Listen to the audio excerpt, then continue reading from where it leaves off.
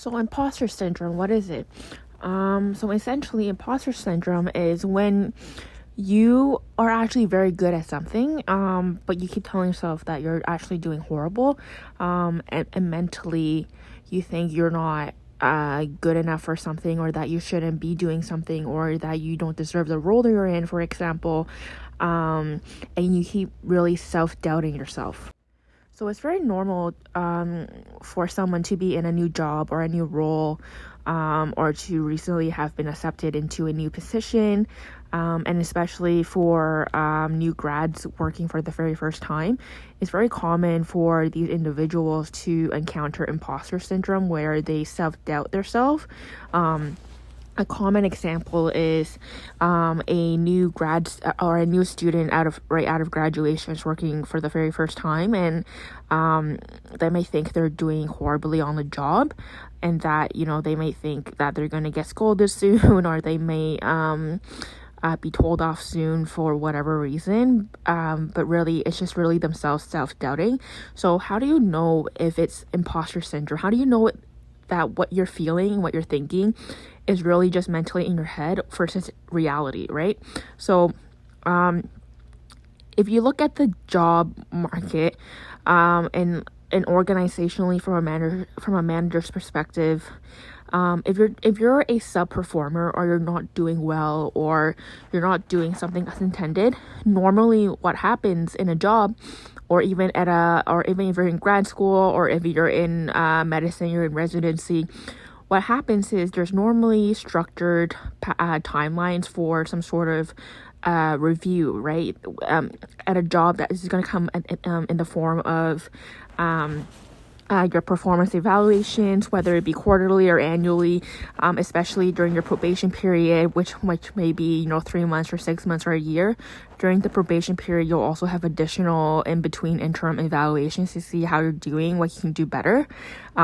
If you're a student, again, you're going to be meeting with your supervisor regularly, or if you're in residency, or for example, or clerkship, again, you'll have different timelines for evaluation. So these are structured timelines where you get to actually see how well you're doing, right? So if you're getting, good, excellent across the board, there's nothing really to worry about in terms of performance. So you can tell yourself that it is really just about, your self-doubting.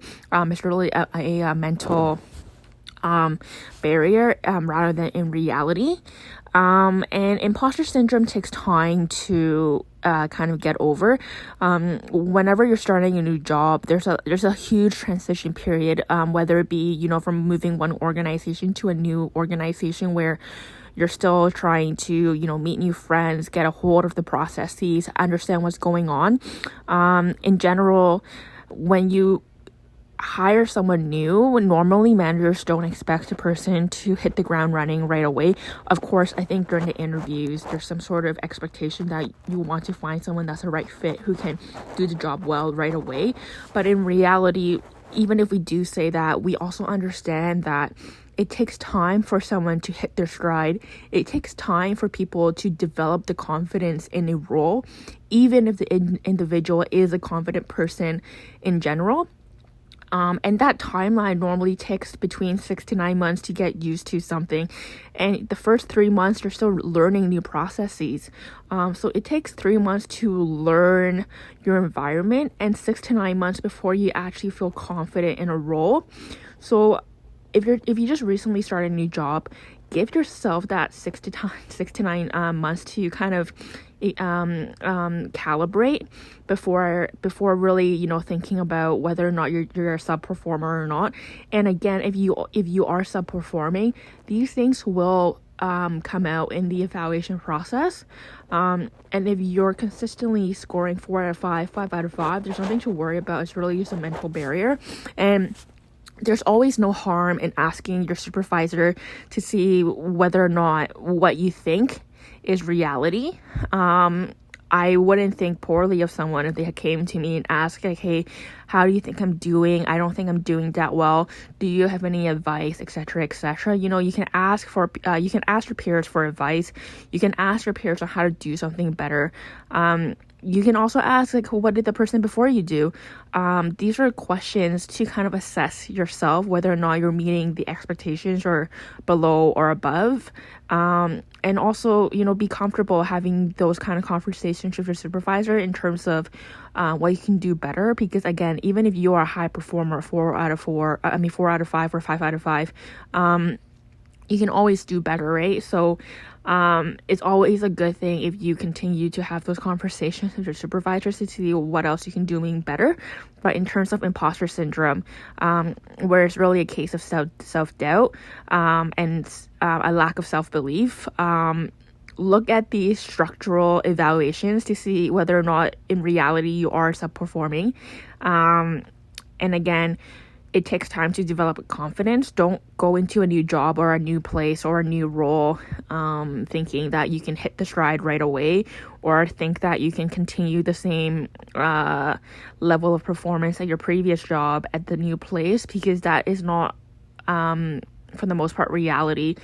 Given the huge transition period, you're really walking away from probably a network of support at your old job where you know what the processes are. You have friends to kind of rant and talk through issues with.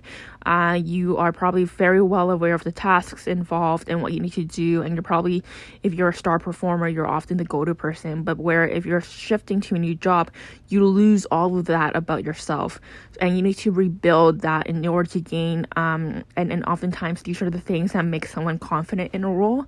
So again, you also need to kind of give yourself that time and be patient and wait for that confidence to develop before actually telling yourself that you're not doing well. So again, you could be subperforming, you could be very much well aware of what you're not doing well, but again, it's really about whether those issues in your head is really a drastic problem for other people to notice. Because I think when you're not doing something well, it may be something very minor or minuscule that other people are noticing. So in order to actually determine what you're thinking is accurate and reality, you should really always refer to those external evaluations to assess and not just keep it in your head. And again, everyone goes through imposter syndrome. It's not uncommon, but make sure that you give yourself that time to develop the confidence in a new job, for example, before actually going too harsh on yourself.